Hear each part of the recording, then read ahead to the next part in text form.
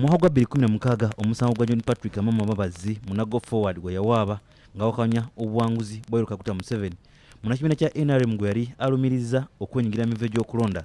Kkooti ensukulumu yalagira ssaabawolereza wa gavumenti mu bbanga lya myaka 2 okutwala mu Parliament ennongoosi z'amateeka g'ebyokulonda eggwanga lifune okulonda okw'amazima n'obwenkanya. Yadde ng'emyaka gyonna Parliament ebadde esaba ennongoosi z'amateeka gano. Kyaddaaki leero ssaabawolereza wa gavumenti William Byaruhanga amaze n'ayanjula ennongoosi zino mu Parliament. The bill entitled the Electoral Commission Amendment Bill 2019, Bill number 19 of 2019.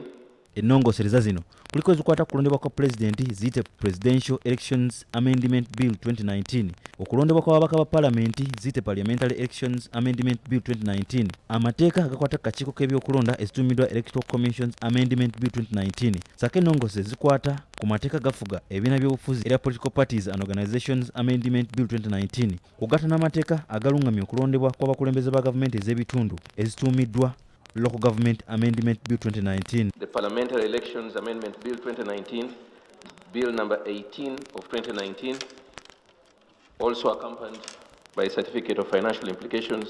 Kubimu kubigambibwa okuba mu nnongooseza zino abaneesimbawo ku bwannamunigina ku bwa Pulezidenti bajja kubanga nankolagana yonna na kibiina kya bufuzi. Omubaka wa Parliament okwesimbawo ku bwannamunigina alina okuba nga maze ebbanga etakka wansi w'omwaka gumu nga yabulidde ekibiina ky'ebyobufuzi kyonna ate era nga kimuwadde olukusa. Kamera, essimu oba likoda. Gavumenti mu nnongoosereza zino eyagala zireme kukkirizibwa kubeera mu bifo awalondebwa, sako omuntu yenna anaaba asunsuddwa okwesimbawo alina okulaga wagenda okujja ensimbi ez'akalulu ennaku nnya nga yakasunsulwa. Ennongoosereza zino zonna Sipiika wa Parliament Rebecca alitwala Kadaaga azisindise eri akakiiko ka Parliament akalondola eby'amateeka kazeetegereze. Bill sent to the Committee on Legal and Parliamentary Affairs for perusal and report back.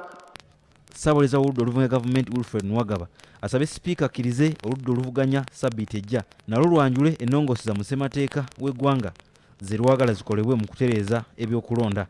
To seeking leave to bring a private member's bill to amend the constitution so that when the Committee of Legal is looking at these particular bills, it also looks at our proposed constitutional amendments. Nampala wa gavumenti Lucy Nankabirwa ategeeza nti kigenda kuyambako okutereeza ku mateeka g'ebyokulonda ng'akalulu bwe kasembera. Ekyo kirungi era ndowooza ngenda kulaba nga komiti evunaanyizibwa ku mateeka gano etandika okwekenneenya ennongoosereza zino ezireeteddwa. Tewaliwo tteeka ppya lireeteddwa, amateeka amakadde agaliwo ge gagenda okulongoosebwamu kisobole okutuyamba mu kalulu akabindabinda okukateekateeka obulungi. Juda Musisi, BBC TEREFAYINA, ageesigika.